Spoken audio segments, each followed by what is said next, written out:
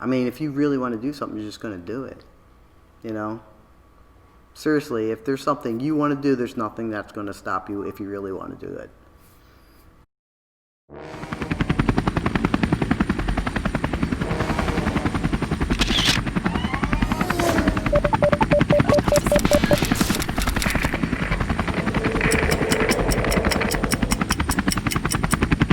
Welcome. Today we're talking with Donna McGinn. I'm incredibly excited to have you. Thank you so much for coming down. For those of you who don't know Donna, she's got a lot of three-letter certifications that I'm going to run through with you because they're pretty awesome. First of all, she's a certified personal trainer, CPT, LMT, a licensed massage therapist, and a certified sports nutritionist, CSN.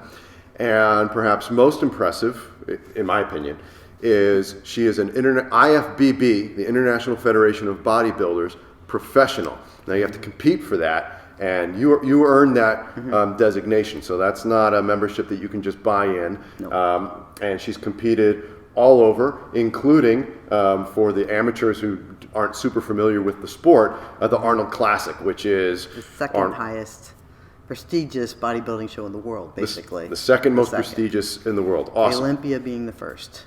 Okay. Got it. So thank you for coming. Thank you. Welcome. We're going to start first. The story of how you got into it and when you got into it is super cool and really motivating. Tell me a little bit about when did you start? When did I start? I was changing my life, going through a divorce, decided to get into the massage. About the same time I got into massage school, I met a guy, and we became friends, and every day he would call him. Well, first off, he said, I'm going to compete. And I said, in what? Is it bodybuilding? So I said, okay. I never thought of it before. I didn't know anybody who did it. But he started leaning out at the same time I was starting anatomy. Okay? So I could see the muscle on him, and I could actually pick it out and name the one, which made it more interesting for me. And then one day he took me to a show and showed me his girlfriend who was competing for the first time, and she kept winning second place like over and over again. And I'm looking at her and I'm thinking, well, she's kind of scrawny, maybe I could do that, right? And then they were giving out these 4-foot swords. I was like, oh, that's really cool, I want one. No, I want 2 of them so I can put it like this on my wall. And then he would tell me every day exactly what he was doing, what he was eating, what he was doing. It's like, that doesn't sound too hard. Well, that doesn't sound too hard. You eat 6 times a day? Oh, I love eating. So he introduced me to his trainer. He took me to their posing clinic. They were just starting out. And I never missed a posing clinic for years after that, even before I got started in bodybuilding, as I had just started getting into boxing a little bit, and bodybuilding kind of took over, and I just didn't have time. I got into it with the trainer, and literally 7 months later, I was on stage for the first time. Yeah, not my idea. My trainer's like, you can do it. I'm like, I figured it would take me 2 years at least. So this was, started with, before you even started really lifting weights, you started with the posing clinic. Yeah, I just went and watched. Okay. The first one, and then I started training with them. And the posing clinic was every week, and we still have them. So people can learn. And it just became my life. I would literally say to myself, I'm going to work when I would go to the gym, and that made it priority for me, which was good. That's right. Because people that don't finish, they don't ever go. So, and then eventually it did become my job. I love that you said that, because for probably 3 years now, my executive coach and I have identified if Walker doesn't work out, Walker doesn't work well. And he just said, just point blank, he said, going to the gym is part of your job. Do your job. Because the weeks that I was too busy or whatever, I'd spend the whole week being busy and not get anything done. And so I love that. Feel a difference. I love that mentality of I'm doing my job. And for you, it's actually become a job. Yeah. And so when did you start? Let's see, 2012, 13. I literally graduated from massage school, and a couple months later I started going. And like I said, 2013 was my very first show. Okay. And then 2 years later, I guess, I started at age 48. At age 50, I got the pro card from the national level. And at age 52, I was on the Arnold stage for the first time. And that it's the first time they 4 years to Arnold. 4 years, and that was 13 shows total. I literally just kept competing nonstop until I got it. I think that's the only way to do it. I know people that do it maybe once a year, and they still don't have their pro card. And I know people that have less muscle that just do it over and over and over again, and just things happen and they manage to get it. So, it's kind of fate. Got it. A little bit. That's awesome. Yeah. So. For a lot of our members and a lot of our audience don't have ambitions to compete in an Arnold Classic. Okay. And so one of the reasons that we wanted to get together with you was talk about how do these, in your opinion, in your experience, for someone who doesn't want to go pro, why should we listen to this? Why is this something that people should adopt? For your lifestyle, right now during COVID, it's a lifesaver, basically. I mean, last night I was talking online to people from all over the world through Facebook because I had posted something, and they thought it was funny. And one girl said, "Well, we can't go anywhere." I said, "What do you mean you can't go anywhere?" She says, "No stores are open except a pharmacy and the supermarket, and that is it. I mean, everything else has to be, shipped in or whatever." And I was like, right away, I'm like, okay, you have to balance your mentality. So what you're going to do is you're not going to eat crap food because that'll mess with your mind and eventually, and some people right away. Another thing you're going to do is move around. And at least once a day, every day, you should do something strenuous to the point of you're struggling or you're sweating. Vitamin D, go outside. And that's the most important things right there. So I mean, the crap food thing, dig into that, right? Like, I'll throw down a bag of potato chips or something like that once in a while. In fact, 2020 was definitely the year of potato chip for me. I went from eating, you go on a road trip and we get a bag of chips for the drive and do that, twice a year. And this became a weekly thing. And so what is it about that causes a dip in your mental state? Well, sugar is highly addictive for one. Okay. So, I mean, if you're used to eating sugar all the time, cutting it out will literally take you 3 days to about a week to get over that craving. It's a craving. Right. So it's like you don't have it. It's like I got to have my... And I can say I definitely am one of those people. I like to have my chocolate. So I'll have a couple pieces, which doesn't seem to affect my weight because it's only a few pieces. Yeah. But if you do things continuously, it'll definitely put on weight. It'll make you sedentary. It'll make you just grouchy, kind of stuff. And of course, fat. It's not good for you. I mean, that just clogs your arteries and stuff like that. Okay. So you've said two things that from a, and I don't want to get like too deep into the nutrition stuff, but because I want to cover so much, right? Okay. But the sugar thing, my understanding is that bodybuilders will really spike with sugar to trigger a muscle building response physiologically. Carbs. Okay. Not necessarily sugar. So you're not having your clients do a shake during a workout and post-workout shake that's loaded with Gatorade? No, Interesting. I don't. Not at all. Okay. My people don't actually take much of anything supplement-wise. We will do a shake after a workout because I want them to get their energy back right away, and the liquid will just go right into your muscle. And that with a couple of something simple like a banana or a couple of flavored rice cakes. So it is higher in the sugar, but it's still natural. Yeah. For competition-wise, that's more of carbs. Not necessarily sugar, though I have done that too in the past. That's just to help pump up your muscle. Okay. Pull that water in from your skin into the muscle. Okay. So it'll grow, and you can hold that for a while you're on stage. Yeah.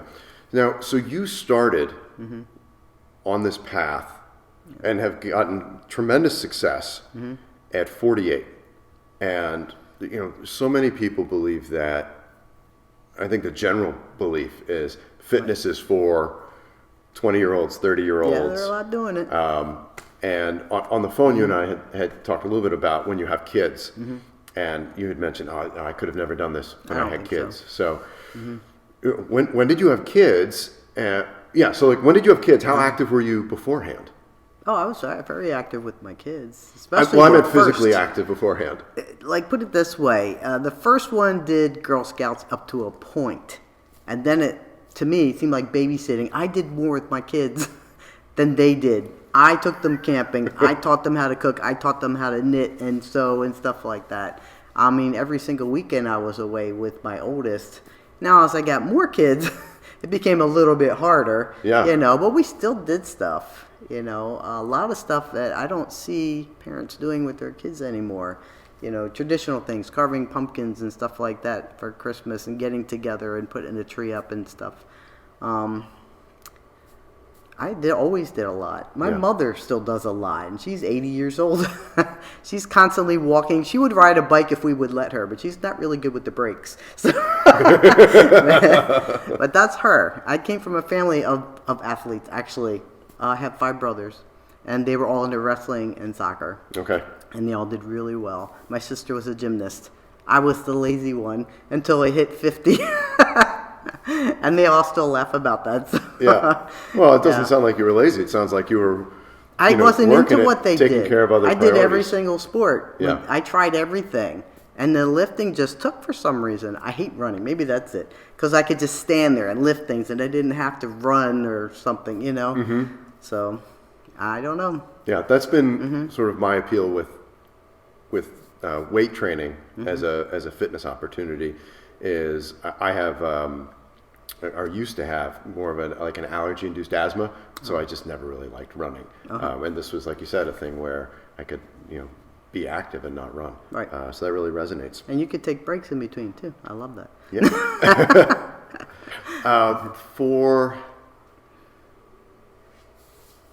Do you have clients that are moms?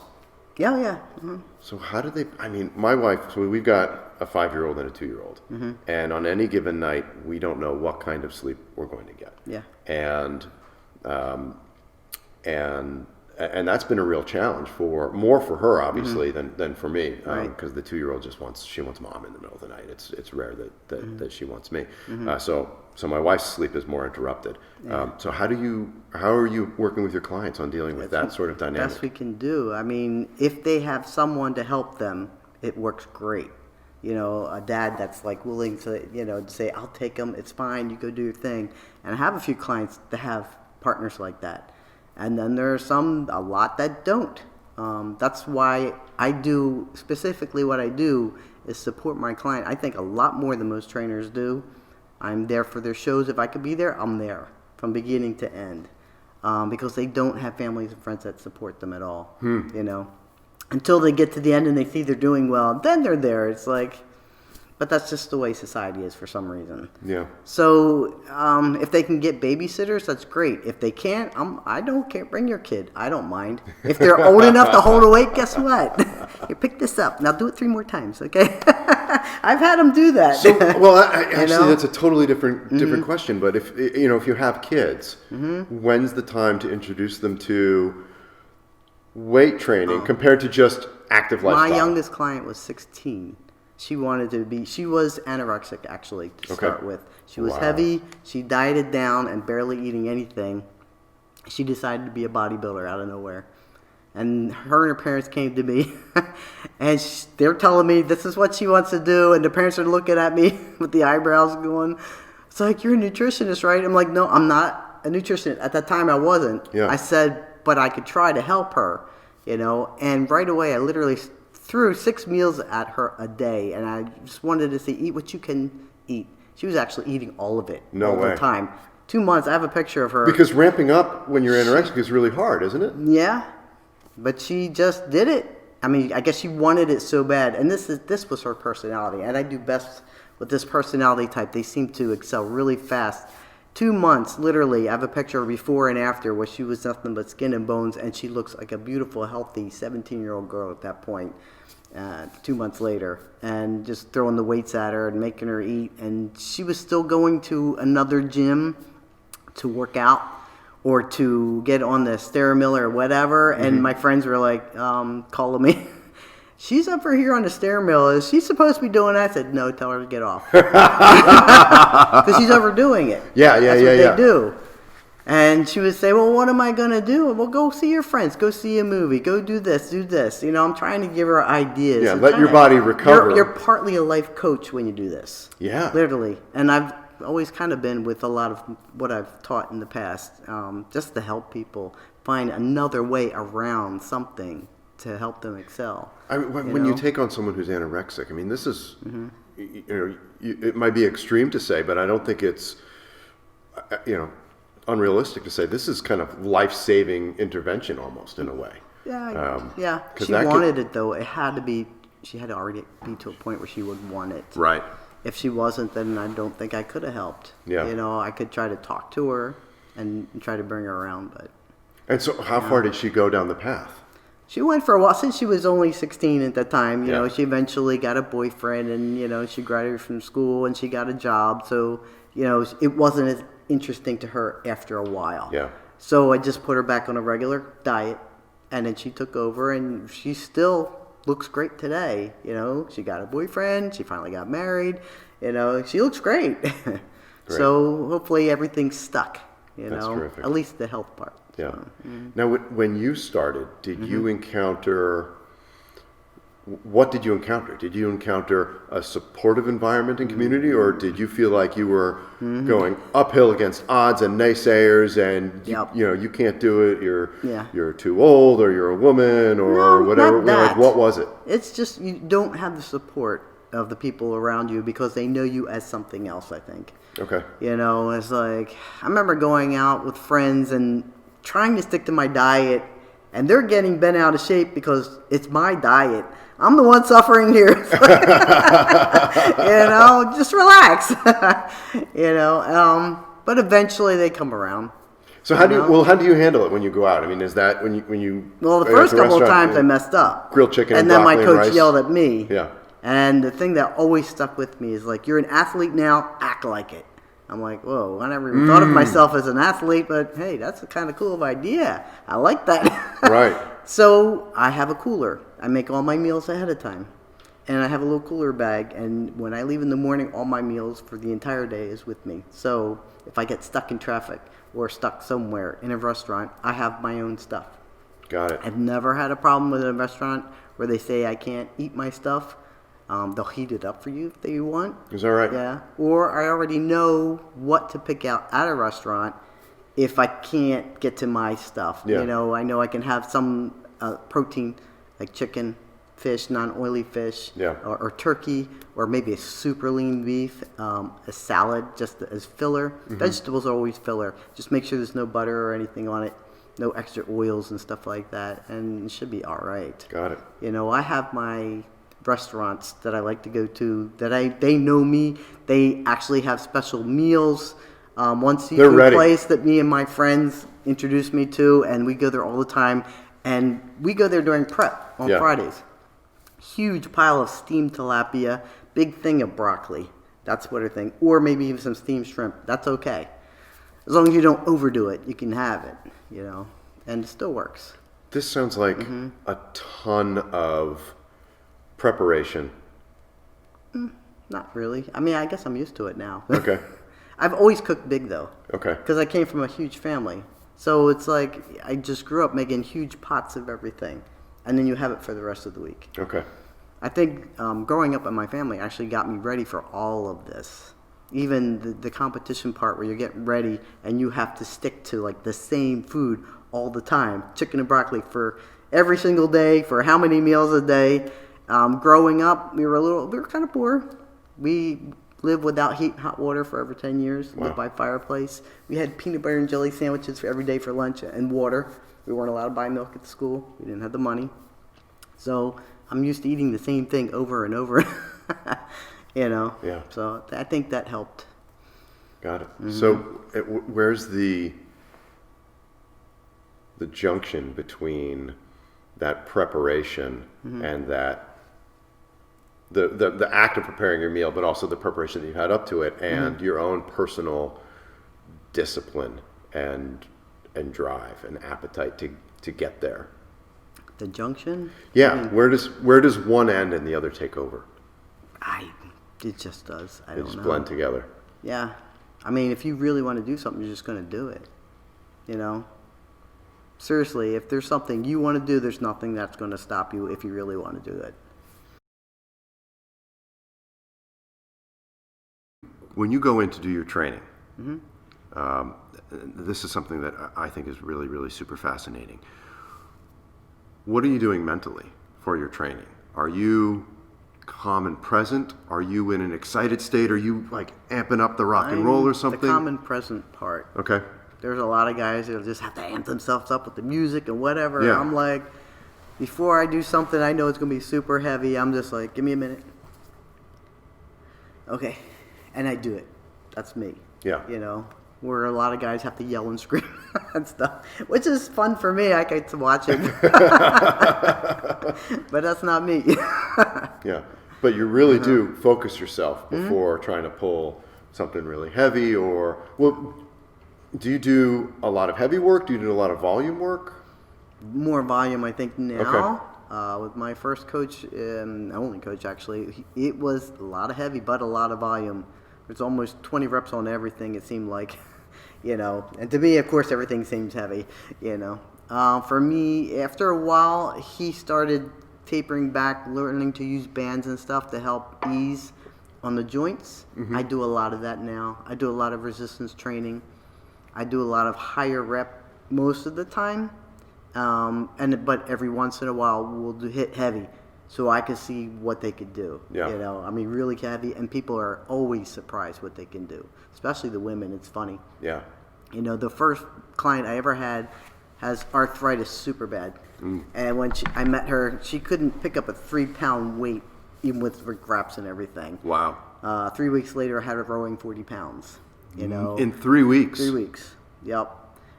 For squatting, I just, you know, regular bar, taught her how to squat. And she just put little 10-pound plates, and I put little baby plates on until she was doing a certain amount, and she felt safe. With those plates, hang on, with those plates, that's at 10 pounds on each end, so that's 65 pounds. No, but I kept adding. Yeah. So the following week when she came back, I threw on a 45, and that scared the crap out of her. And she goes, oh, I can't do that. I said, you did more than this last week. You just didn't know it. Because they were all baby plates that I were putting on there, not the big 45. So you got her up to 135 pounds. I got her. Yeah. Right away. Wow. Yeah. She was great. And she's still with me today. So for her, the arthritis, unfortunately, is still getting worse. It never goes away. Really? But she can move better when she's done.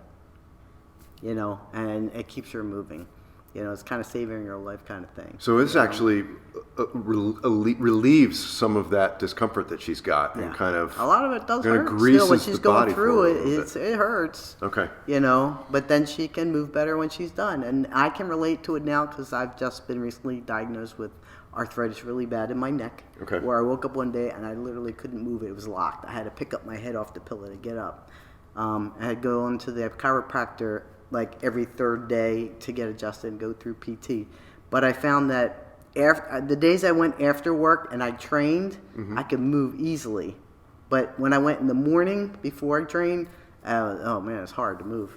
You know, so I mean, for me, it's the same thing. When you move, you've got arthritis in your neck. Yeah, it's really bad. And you've got in your right arm a torn nobody really knows. cuff. It's totally torn off the bone rotator cuff, and I actually have something with my knee, and I think there's another tear, but I haven't had that looked at yet. So and you're still going in and doing it anyway. Well, I'm trying. Some to do workarounds. Yeah. Yeah. How are you working around the rotator cuff? Actually, easily. It's funny what I can do with this. I can't do things overhead. I don't do lat pull downs. At least not heavy. Anything low, I can do low rows and everything, no problem. For my back, so my back still looks pretty good. My legs, unfortunately, are not because of this one. I can do over 60 pounds on this leg on an extension, but only like 20 on this one, unfortunately. Wow. So I'm hoping I can fix that. So you have to keep moving, and everybody kind of knows this. When you're injured, you try to guard it, and it almost atrophies, and it's hard to move after a while. But if you force it to move, like doing PT work and stuff, then you get better. Yeah. Or at least better than what you were. If you stop moving, it's not good. Yeah. You know. When you're going to compete, again, bringing it back to that, that competition mindset, you're getting ready to really perform. What are you doing mentally to prepare? Just stick to my diet as best I could. I'm literally working out pretty darn hard. For myself, that last competition I did all by myself, everything. I did work out with a friend the last 2 months because he was competing too. But I remember in that last week, it's supposed to be circuit training, and the very last one I did was back. I did every single back workout I could think of because I didn't want to miss anything. Yeah. That's me. For me, a pro mind state is like you make sure everything is to a T. Your posing is to a T. Makeup, hair, everything. When you go on stage, you're another person, your personality. Bodybuilding competitions aren't about how much you can lift. Judges don't care what you can. They don't see what you're lifting. You just have to make sure every muscle is developed in a certain way. You want your symmetry perfect, wide shoulders, narrow waist, a nice sweep on your legs, back, depending on which division you're in. Conditioning, well, it used to be. Conditioning used to be really big.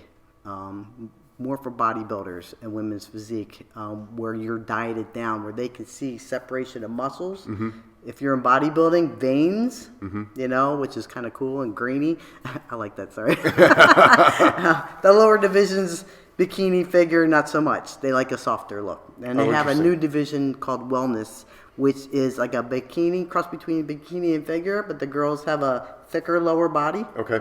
A smaller upper body. It's actually more muscular. So this is a whole new competing category for a different aesthetic. Yeah. Okay. I like it, though. I really it. do like it because a lot of girls fit that, you know, because they have a wider waist and thicker thighs.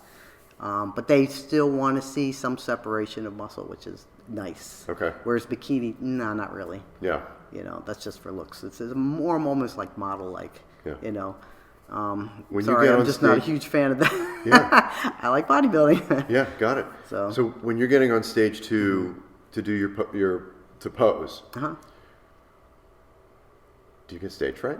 Not for posing. No? I never did. The thing that I never liked was doing a routine. Only certain categories get to do a routine to music. Okay. Or you do posing to music. Oh, all right. Yeah. I've gotten better at it, and now I teach it. And I actually not just teach posing, I do routines, and I cut music, burn music, so they have it for the stage. Okay. So, yeah, I've gotten way better at it now. Totally random question about that. Go ahead. Because this is just a world I don't know much about. Can you use any music you can, or do you have to deal with rights and things for that? Well, put it this way. They're not going to stop you. All right. Sorry. You just can't use music with a lot of curse words and stuff in it, basically. Okay. They don't like that. Okay. But you can use pretty much anything. But you should use music that you can move to easily. And fast music is not usually the best. It's usually slower, classical, or just something slow and smooth. So your body can move slow and smooth and then hold a pose for 3 to 5 seconds. Because they have photographers. That's a long time. Yeah, but you learn to hold it. Well, yeah, you practice it. Yeah. So it's not, actually some of the hardest things is learning how to pose, especially during your bulking state. A lot of the guys are just sweating their asses off just trying to squeeze everything they have and hold it for 10 seconds, and then move to another pose and hold that for 10 seconds. And by the time they're done, that's like a workout in itself. Right. Right. But if you're good at it, you don't have to squeeze so hard. If you have enough muscle, especially, you just hit the pose and do a little bit of squeezing. You're good, Yeah, it's sort of that diminishing returns for the energy, right? It may be better to hit it with an 80% squeeze and make it through the whole thing rather than hit it at 100% and then not have enough energy to get the next pose really good. It tends to be the newbies that try over hard. You know what I mean? Okay. They're trying to really... and you see them shaking and gritting their teeth, and it's like, okay, relax, But they learn eventually. So do you find, is nutrition more important than the actual weight training? They're both important. Okay. You can't have one without the other and get the body you want. So, but you don't have to be in the gym for 3 hours either. 1 hour, 45 minutes to an hour for training, tops. Tops. Tops. Then you have cardio, and you're trying to do as little cardio as possible and still make your weight what you want to do, and be able to eat enough good food. So a bodybuilder's mentality is to eat a lot, do a little bit of cardio, and then of course we all like to lift weights, so that's not a problem there. So you don't like a split sort of lift twice a day kind of program? I don't. There are people that do. There's old timers that do. Like Schwarzenegger used to do the twice a day. Kevin Lerone, he did a couple, twice a days. He would also eat fish from way back, starting, I don't know, maybe 6 months or so out. He would start his fish and just stick to a fish diet the whole way, which I don't, So everybody's a little bit different. Everybody's saying, no, you have to do it this way. No, you have to do it this way. Actually, no, you don't. You do it what works for you. Everybody is different. Every body is different, and how you take things in, how you absorb things, and your intensity when you lift is different. So in my own training, one of the, I guess, sort of two epiphanies that have been formative in a new strategy that I'm trying. One is this concept of the general adaptive syndrome, the GAS model, right? Where this is where they build all these periodized training programs out of, where it's sort of higher reps, and then the deload, right? Okay. And then do you do that? Sounds more work? Like powerlifting. It's probably a little bit more like powerlifting, yeah. But the idea is, the basic idea is you go in and you lift to create that stimulus, and you lift to the point of basically kind of pushing the button where your body says, okay, I'm ready to grow now, right? And then you recover and let your body grow.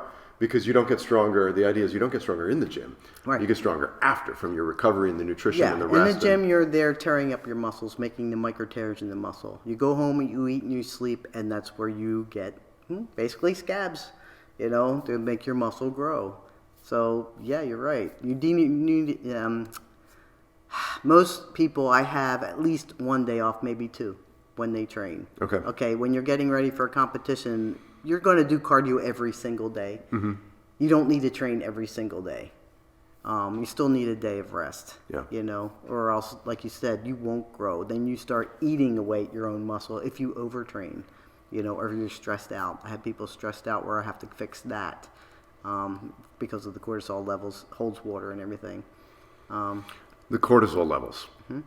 So this is really good, right? Because we talked a little bit about the mental state and the discipline and the preparation, but cortisol is a marker of stress, right? And so the body creates cortisol and it has a stress response in response to all sorts of stress, right?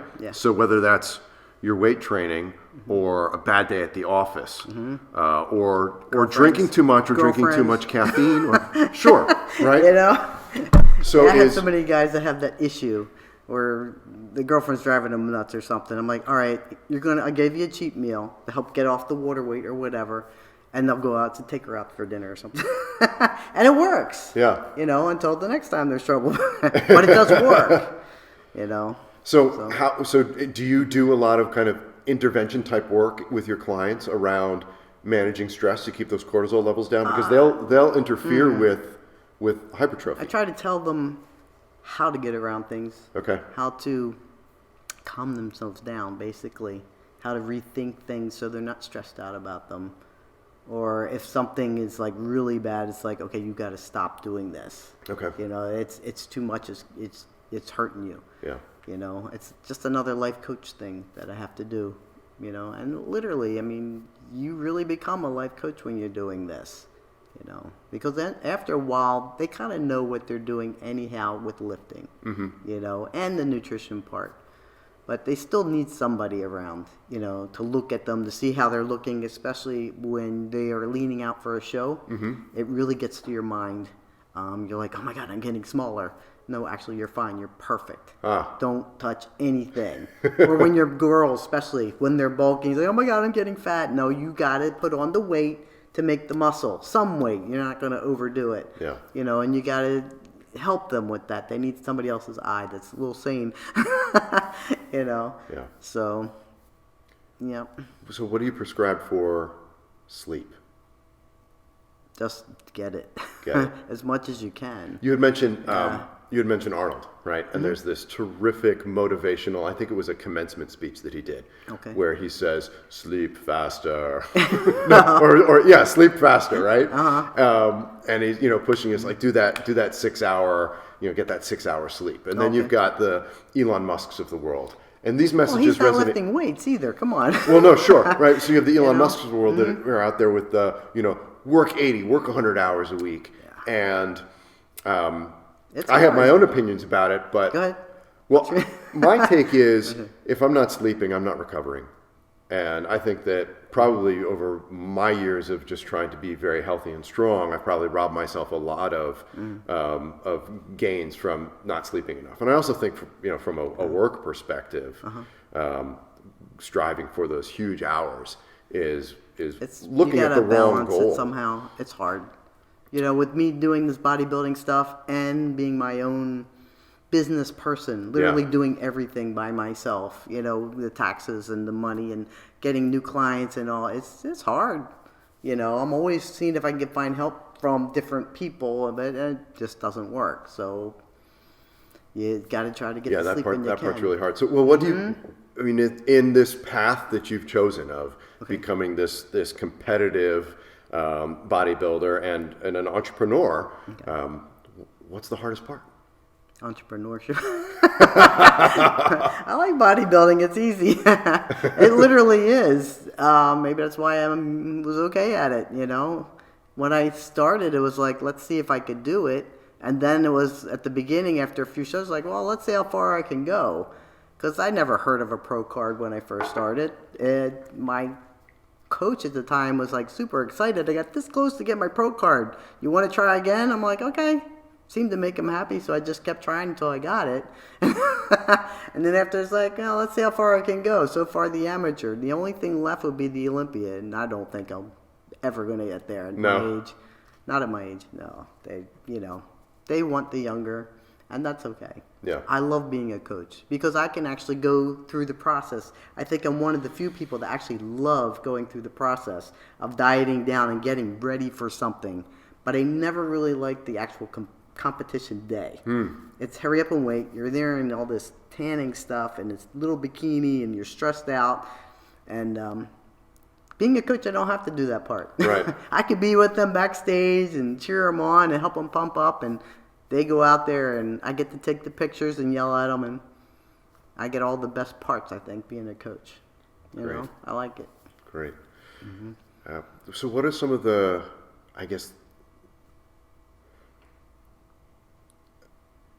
what are the real challenges with coaching? Is it coming up with the right recipe? Is it helping the person get past their excuses? Yes. That. Because they don't see it. We're blind to them. Yes. They don't. You can point it out as many times as you want, and they won't own up to it. The ones that do are the ones that make it. And then you get people that jump from coach to coach because they are that blind to it. Right. They don't understand that a prep coach needs to know your body. If you don't know your body, how's somebody that doesn't know you at all supposed to guide you? They don't know you. They're the people that don't seem to make it very well because they're constantly jumping back and forth. Yeah. So. And it seems like that comes down to if you have a good coach and they're giving you good advice and you're moving around, to me that sounds like you've got to work on your listening. Nowadays, people expect things immediately. I've had people come and they're constantly posting on the Instagram or whatever, I'm going to be a pro. They haven't done their first show yet. I'm going to be a pro. I'm getting my pro card. Okay, maybe in a couple of years. You're just starting.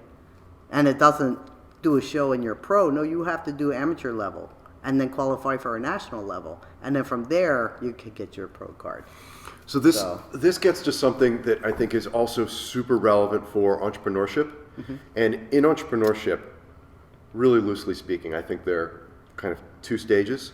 There's this 0 to 1 stage where you're taking an idea and trying to validate it and create it. And then there's the 1 to many stage, which is you've proven that this idea has legs, and now you have to do it and do it and do it and do it and do it until it's just huge, right? Okay. And both of them require the entrepreneur to really, really listen to the feedback that they're getting. And one of the things that is way more art than science is trying to figure out from the feedback you get, what is message and what is noise, and what is the appropriate feedback loop, right? Okay. And to give you an example of an appropriate feedback loop, that means how long does this need to go before I say that didn't work, or am I saying that didn't work too early and I'm bailing on something too early, right? And a great analogy is if you plant seeds, you got to wait for them to sprout. You can't rush that. Yeah. So when you're designing, when someone's going down this path, one of the questions that I think is really interesting is how do you figure out if your training program is working for you and calibrate it? How long of a feedback loop do you need before you say? For my clients? Yeah. A couple of weeks. A couple weeks to see if you're moving in the right direction? They actually have to stick to things. That's the problem. They won't stick to a diet for more than 2 weeks, some of them. So it's like, I can't change your diet if you're not sticking to it. But the ones that do, it's like, okay, you're dropping weight, you're gaining muscle, and you can see that with progress pictures. I actually have them do weekly check-ins where they have to answer questions. Okay. From their answers, then I can tell what we need to do, and they may follow up with more questions as I'm training them, because I have so many people that, oh yeah, I stuck to my diet, and I can see them Monday morning, and for some reason I can always tell when somebody didn't stick to their diet. Really? I can see it in their face. I'm like, how's the diet going? Well, My problem with my diet is always my brunch. Right? Like cooking the eggs at home with the family. Yeah. Love my eggs. Eggs are fine. Just take out a few yolks, That's the best part. If I had my way, you're right. just It is eat the best yolk. part. I'll have once I have somebody just starting out. It's like 2 weeks, and then we'll see. Okay. If they've dropped the weight or not. If they're still in the same weight and they are literally sticking to everything I say, then I start tweaking stuff until we get something moving in a direction. So that first plan is probably slightly generic. Slightly. Well, it's inherently more non-specific than a plan later on with the same client. And when you say, all right, we're not really seeing results yet, the first question in that diagnostic process is, did you do the plan? Yeah. Right. And when it comes to the diet, the answer is often no. Shame on you. It's okay. Then you just try to find out why they're not sticking to the diet. And this is where I like to have hands-on training better than online coaching. Online is hard because you can't tell when people are lying as much. Right. You kind of figure, and then they get offended, and then you got to worry because they're paying you. You don't want to offend them. You don't want to lose a client, but you got to give it to them straight so that they get there. In-house training is, I always do the best with my clients. They're the ones that make it fast. Yeah. Because I can see, I can touch them, I can, work with them, I can ask them questions as they're doing things. It's like, okay, why aren't you sticking to diet? Well, I'm having cravings at night. Okay, so what are you eating at night? Well, I like crunchy things. Okay, well, maybe some celery, a couple of carrots, not many because they have a lot of sugar in them, so we don't do a lot of carrots. Maybe a couple of rice cakes, some plain ones, if you just want crunchy. Trying to get around why they're doing something, or they're just really tired because they've been up all day. They have kids. They're working and stuff like that. Okay, what can we do to keep you going because they still have work to do? It's like maybe a snack. Maybe just relax for a little bit and then get started, So where are you and where are your clients on alcohol? We don't really address that. I have a friend. People really dodge it, right? No, well, I mean, it's if you're on a strict diet and you are competing, you don't really do the alcohol so much. Right. Because especially your metabolism is so high, it doesn't take much. Right. I remember the first time I drank after my shows, and I had no clue that it had changed that much. Because I used to go out with my friends and party, and we'd have beer and drinks and all night long. The first time, man, I was so sick, and I had like just a couple. Yeah. And it just went right through me. So I warned them, actually. I have to warn them. If you're going to do something after a show, just maybe 1 or 2 shots and stop. Or have a lot of water or food in between there because you will get sick. Yeah. I imagine just being really lean. For some reason, I have this weird belief. I don't know if I read this or just made it up. That that having a bit of body fat helps with the alcohol absorption. Yeah, I believe it. I'll have to look up the science behind that if that's a thing. So I have these two friends that I hang out with all the time. Yeah. And we do, and Kevin Larone, since they're related, we'll do vodka. You know, it's got the least amount of calories. So I say, if you're going to drink, have a shot. Spirit. 60 calories for a shot of plain vodka. You know, so we'll do that 1 or 2 of those on a weekend or something, even during prep. Yeah. And the one will actually do 1 glass of wine before she goes to bed. You know, which has more calories, but it doesn't seem to affect her. Okay. So she's constantly going anyhow. You know, she's just constantly going, so she's constantly burning calories. So I don't think that would affect someone too bad. Yeah. So what kind of, what's your daily caloric target for you? I don't really have one. I'd say 2,500 calories. I'm trying to push it. I've been practicing just, even before my injuries though, eating more carbs during my bulking season while maintaining a weight so I can build, you know, but not getting sloppy. Right. And it was working. I'm one of the few people that can do it. One of my preps, my old coach had me up to 8 grams of or ounces of carbs for every single meal, you know, during this one prep. And I'm like, God, I'm like stuffed after the second or third meal. So we had to cut it back because I couldn't get any more food in me. Yeah. But he said, like, me and one other girl were able to do it, to lose weight and to gain the muscle and eat so much food. Yeah. But not everybody can do it. Yeah, you just have to. I mean, you have to burn so much. You have to be so active to make it work. Yeah, it's just body type too. Yeah. I did a weight loss challenge with the other trainers at my gym, and one of the girls I put on my team was an actual bodybuilder, but I had no clue. She was one of the hardest people my trainer ever worked with dropping weight. I was glad I got 11 pounds off of her in 2 months. But she was that I was lucky to do, but she loves cheese. She loves fats basically, so it made it harder. The other people, just the regular people that lost weight, dropped, like most of them dropped 20 pounds in 2 months. Wow, easy. Wow, just not taking any fat burners or anything. We just stuck to a diet. I trained them 3 times a week, and they did me 30 minutes of cardio, and that was it. Okay, you know, and they all dropped. So she, like I said, she was the hardest. But I think the fact that she was already had so much muscle and lean is just like not a lot to take off of her. Right. You know? So. Yeah. So where are you going with your career now? What's next? What's the like horizon goal, the next going milestone? International, actually. Oh, yeah? Yeah. I mean, I've worked with people in different countries before, but with the latest client I've been working with, he's from India. He's actually doing really well. We've talked about doing online because the people in India are just following him and just amazed that he looks, because he's been bodybuilding for years. Okay. And he comes here, and the first show I put him in just to see how he looks and see how he stands up, he's like, he looked better than he did before. And he just did the amateur Olympia. And the people over there are like, oh my God, he's in the Olympic stage. But it's the amateur. Anybody can pretty much do it. Okay. But man, he looked good. He didn't place as well as we would like, because right now, like I was talking about the conditioning, they don't seem to be going for conditioning as much as they used to. Right. Just big. So the top guys were all big. He stood out on stage because he was tight. Yeah. You know, he does need more muscle, but over in India, they train differently. They don't. A lot of people over there don't really seem to know. They don't train the same way scientifically like I do, like my old trainer did. There's a couple of people I follow, Charles Glass, John Meadows, a couple other ones that do everything scientifically, and it really works without hurting people's joints. They're getting around that, making people eat more normally and not starving themselves. I like that.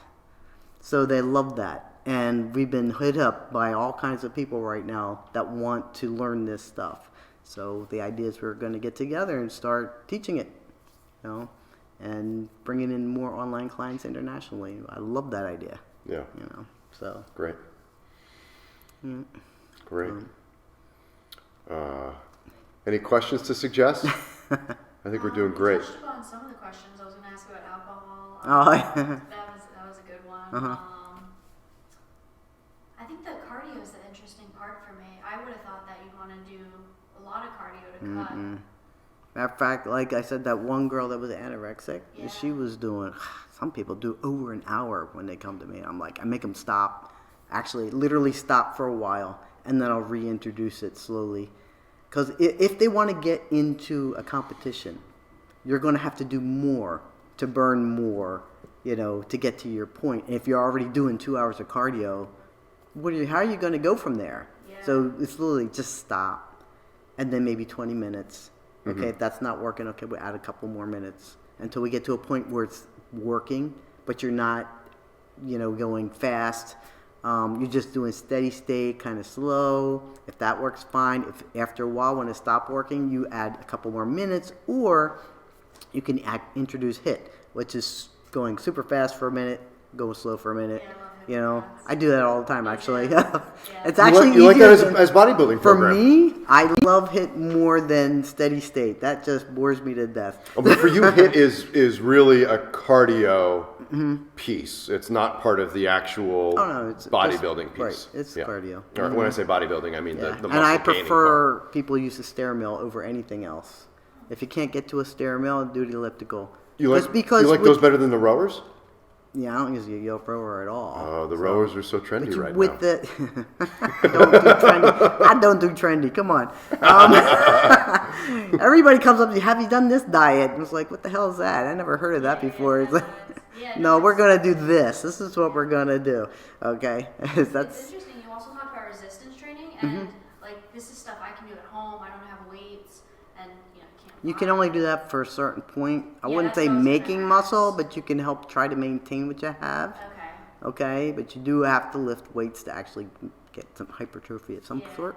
So if you get a small set of weights at home, let's say for delts, 5 pound, 8 pound weights, that should be good, for what you want to do.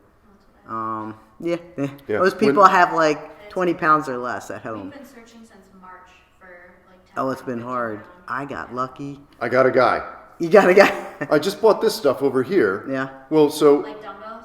I bought that whole set from this guy. He's got all kinds of stuff. Wow. I found him on Craigslist. But you and I were talking about this before. When I was going to the gym right up until they shut it down for COVID. And then I went to do an outdoor workout and tried really embracing body weight and calisthenic type stuff. But initially, they had taped off the area. Yeah. So I did a little bit of running, and then I got really busy with work because my business has been hit so hard.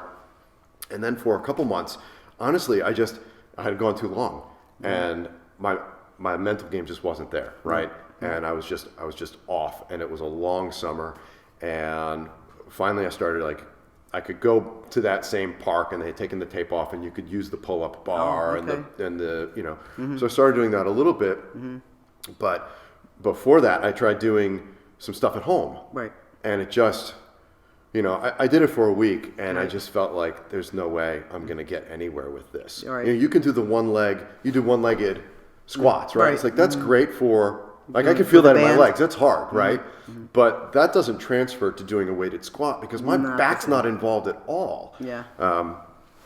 So yeah, that doing it at home I thought was really, really difficult. Well, you could do weights.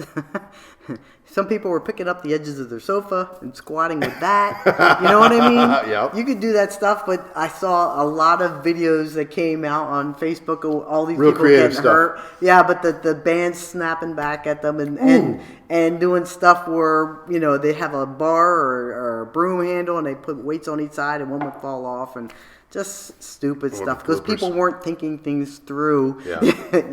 Yeah. Made the quarantine a little more entertaining anyhow for some of us. Yeah. But yeah, it can be hard. Before I got into bodybuilding, I did some exercises. I was like taking milk jugs and trying to squat or whatever, or do lateral races with them and stuff. But that wasn't. That was serious before you got into bodybuilding. So you were a little bit athletic a beforehand. little bit, not much. But you weren't even really hanging out at, did you have a gym membership? Oh yeah. Okay. but off and on. It's like I and wasn't you would go doing anything serious. once a week, once a month. Once, because my ex was into it for a while, so I'd go with him or something, and then I'd stop, and then I'd go, and then I'd stop, and then he was into this long before me, not seriously, but he would go to the gym and all the time. Then he kind of stopped, and I don't know why this hit me so hard. It's like, wow, I love this stuff. That came out of nowhere. I think everything I've ever gotten into in my life where I've really succeeded has been just like that. It's like, where did this come from? And wow, I can do this, and just took off with it. Yeah. It's odd, but this one I'm sticking with, I think. Terrific. Mm-hmm. Terrific. So. Do you have any other hobbies that you're passionate about? Right now I don't really have time for a lot of hobbies. This is it. I was telling you before I got into bodybuilding, I used to teach pole dancing, and that was, gosh, how did I get into? I was doing a cardio class with a girlfriend. Yeah. And one day the teacher, she said, you're doing pole dance for exercise now? And every woman in the class was like, wow, that sounds like fun. But I was the one that went out and found somebody that could teach me. Yeah. So I actually found a stripper. Teach me. And she did. And then from there, it's like they started one company in the area at the time. There was only one that would teach it. And I joined up with them and learned some more through a online group from the UK. Yeah. Literally, it's like I would take some moves I saw from there, and I bring it into a girl in this class. I'm like, okay, I want to do this. How do we get into it? How do we get out of it without hurting ourselves? Right. Basically, and we would just have the class to ourselves. Nobody else would be there for an hour. We try to figure out how to do this stuff. And then eventually I met somebody else, and I was considering doing classes, and she was an entrepreneur herself. She was a dentist, and she wanted to see me do well, so she set up a party, had me bring my pole, and we did my first party where I taught. And from there, I did it for about 5 years. I would go to different gyms and I would teach. I would go to people's homes. It was fun.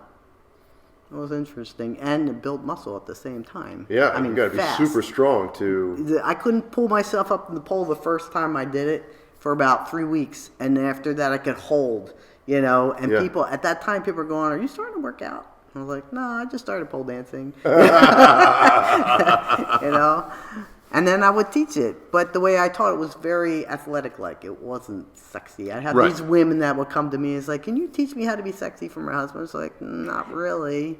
I said, if you can dance, I could show you some moves, and then we could put it together, and that's how that worked. And then I actually started teaching other women that wanted to teach it. Mm-hmm.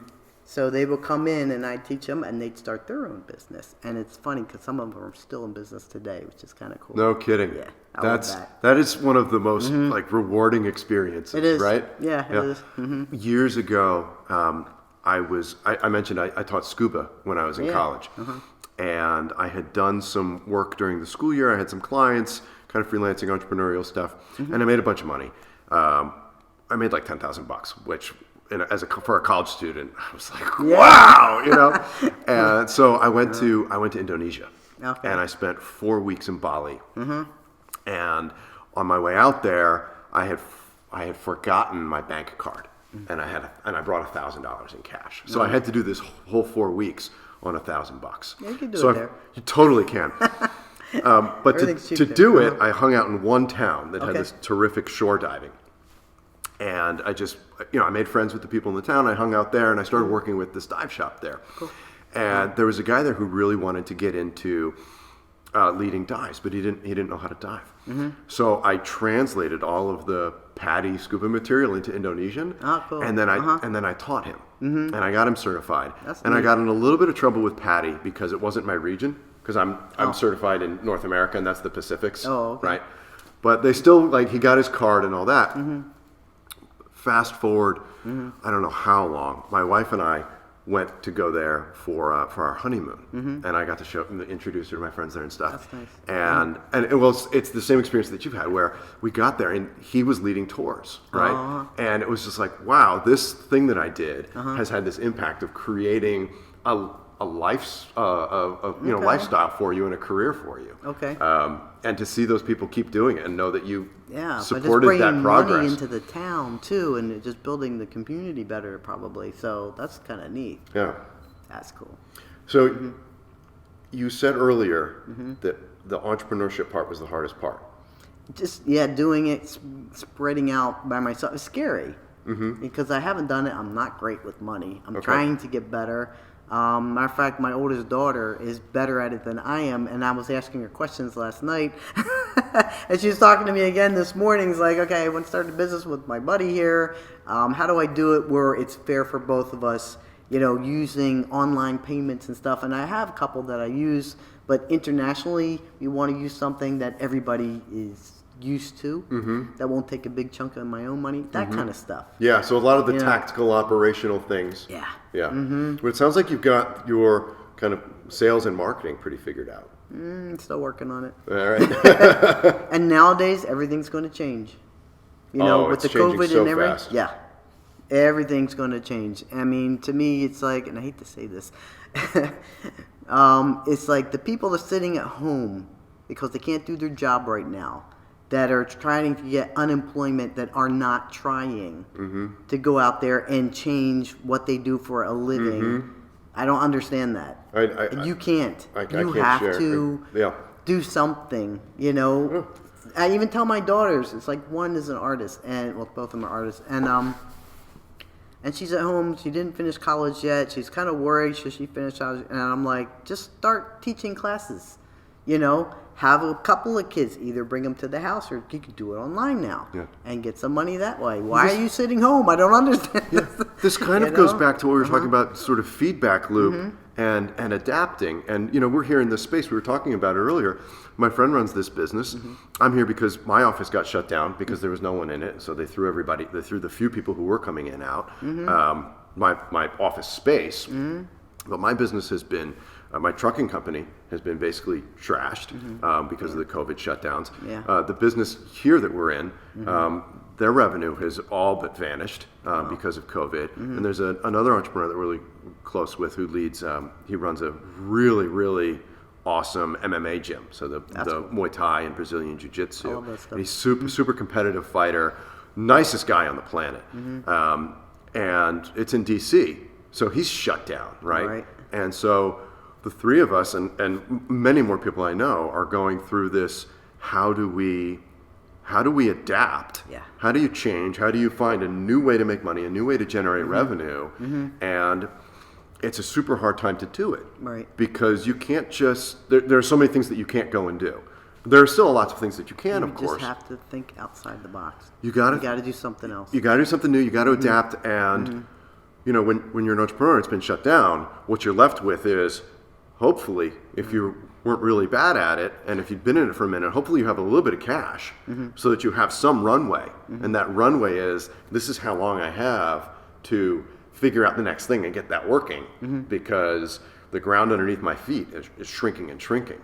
Right. And so the people sitting at home, anyway, you pushed a button for me there. I know. It's like no, but because we are good at what we do. We love this stuff, you know, and thinking of new things all the time. I mean, I could sit there and meet somebody new and they say, man, I can't get some money. And I'm like, what are you doing? And I come up with 10 ideas right away. And they're all saying, no, I can't do that. What's your take on the fitness professionals on Instagram that are running they're running the lives. Right? So I was checking out one the other day. I've just started playing with Instagram and trying to figure it out. And this woman ran this live at around 7 a.m. And she's doing a workout in her living room on Instagram and leading this workout.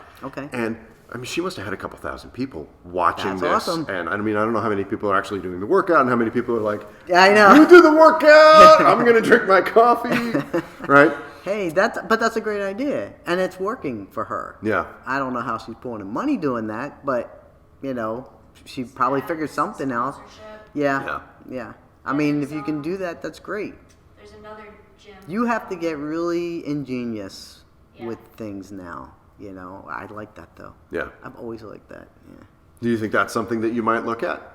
No. No. That's for her. That's for her. No, videos. Well, you made it really I've clear done that the in-person videos thing of exercises, like to have a library of videos and how to do something properly or the way I want it done to hit I think a a lot specific. of people want that because I want that when I'm looking for specifically upper body. And There was a place I used to get it from, but they stopped doing it, at least for free. So, because I could actually send my clients, and well, how do I do this? And I send them to this. Look at this. But now I have to make my own. So that's another way. Yeah. So. Lots of ways.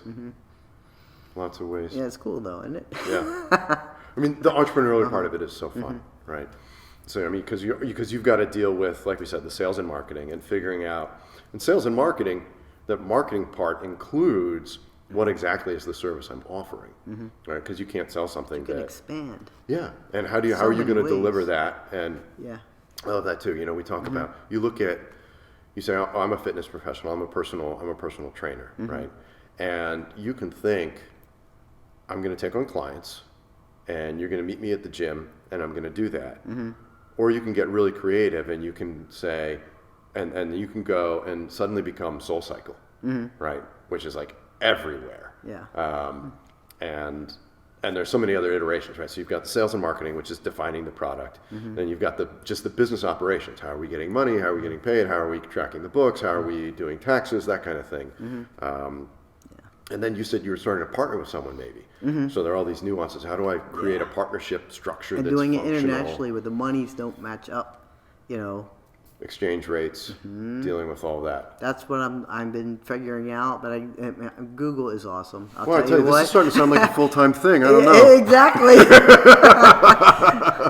But Google is definitely awesome. I mean, a lot of people, when the internet first came out, I had a neighbor who's like, man, this is a terrible thing. I'm like, well, what the hell are you looking at on there that it's so terrible? I think it's awesome to have intelligence at your fingertips, man. You don't have to store everything up here because you could just ask Google. Well, I think in that person's defense, I like to play devil's advocate a lot, right? I can imagine very early on, you've got the dial-up, the modem's making all the noise.